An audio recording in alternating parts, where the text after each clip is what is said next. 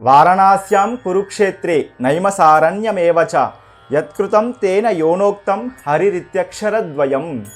పరమ పవిత్రమైనటువంటి పుణ్యక్షేత్రాలు వారణాసి, కురుక్షేత్రము, నైమసారణ్యం. జీవితంలో ఒక్కసారైనా వీటిని దర్శించాలి. కానీ ఎవరైతే హరినామ సంకీర్తనం చేస్తారో, ఏ ప్రదేశంలో అయితే హరినామ సంకీర్తనం జరుగుతుందో ఆ ప్రదేశము వారణాసి, కురుక్షేత్రము, నైమసారణ్యం వంటి పరమ పవిత్రమైనటువంటి ప్రదేశంగా మారుతుంది అన్నది ఈ శ్లోకం యొక్క అర్థం. శ్రీమాత్రే నమః. శ్రీ గురుభ్యో నమః. శ్రీకృష్ణ భగవానుడు అనుగ్రహించినటువంటి అద్భుతమైన భగవద్గీత శ్లోకాలలో ఉన్న అర్థాలను మనం వరుసగా అనుభవిస్తూ వస్తున్నాం. అందులో 2వ అధ్యాయం సాంఖ్యయోగం. ఇందులో మనం ఏ సందర్భంలో ఉన్నాం? శ్రీకృష్ణ భగవానుడు అర్జునుడికి జీవాత్మతత్వం గురించి వివరిస్తున్న సందర్భంలో ఇది 30వ శ్లోకం. దేహి నిత్యం అవధ్యోయం దేహే సర్వస్య భారత తస్మాత్ సర్వాణి భూతాని నత్వం శోచుతుమర్హసి.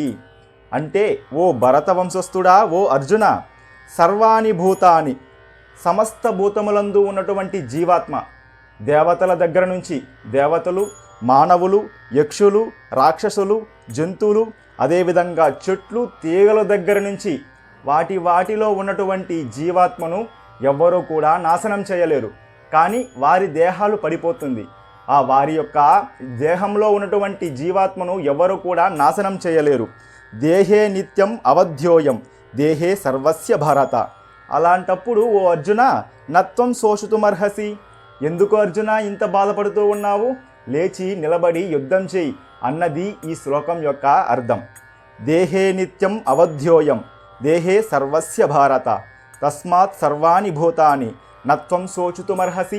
ఓ అర్జున, సమస్త ప్రాణుల యందు ఉన్నటువంటి జీవాత్మను ఎవ్వరూ కూడా ఏమీ చేయలేరు. దేవతల దగ్గర నుంచి చిన్న కీటకం వరకు వాటి దేహాలు పడిపోతుందేమో కానీ వాటిని ఆశ్రయించి ఉన్నటువంటి జీవాత్మ మాత్రం అలాగే శాశ్వతంగా ఉంటుంది. లేచి నిలబడి యుద్ధం చెయ్యి అర్జున, ఎందుకు బాధపడుతున్నావు అని శ్రీకృష్ణ భగవానుడు అర్జునుడికి వివరించినటువంటి అద్భుతమైన శ్లోకం. ఇంకా అర్జునుడికి శ్రీకృష్ణ భగవానుడు ఏమేమి వివరించాడు అన్నది మరొక భాగంలో తెలుసుకుందాం. కృష్ణాయ వాసుదేవాయ దేవకీ నందనాయ చ నందగోపకుమారాయ గోవిందాయ నమో నమః. శ్రీమాత్రే నమః. శ్రీ గురుభ్యో నమః.